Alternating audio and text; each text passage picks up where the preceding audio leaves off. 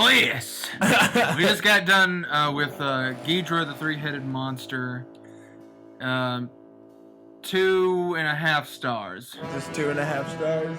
Because it's like an hour and 45 minutes, or it felt like, until there's any monsters. It felt very, very long and dragged on. It had this plot about a Martian telling the world about Ghidrah coming to destroy it.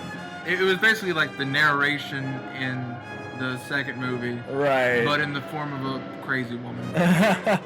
So in this movie, we're introduced to probably the most popular kaiju other than Godzilla. Ghidrah. Or Ghidrah. Ghidrah. The three-headed monster. Yeah, I've always liked Ghidrah. I don't think I've seen this one before. I know I've seen the next one, which also has Ghidrah. It's pretty much the same movie, but in space. And there's no Mothra.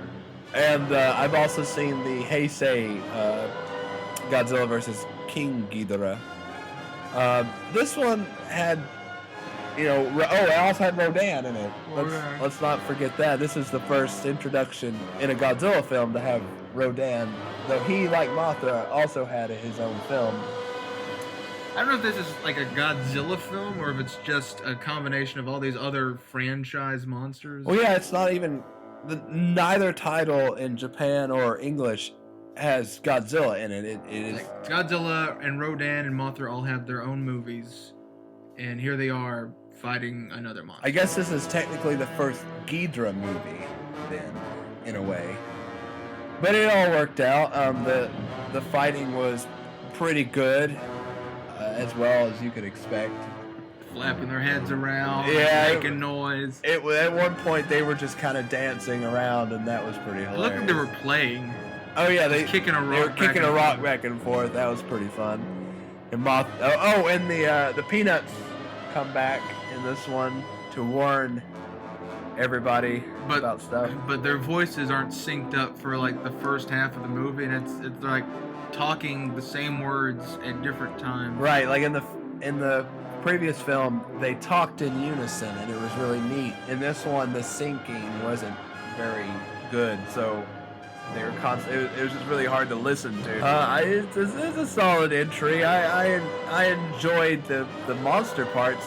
We have a running joke now about I sure love Godzilla films, because these last few, it takes like halfway through the movie to even get to a Godzilla scene, and it's all mostly plot, or the lack thereof, concerning the people.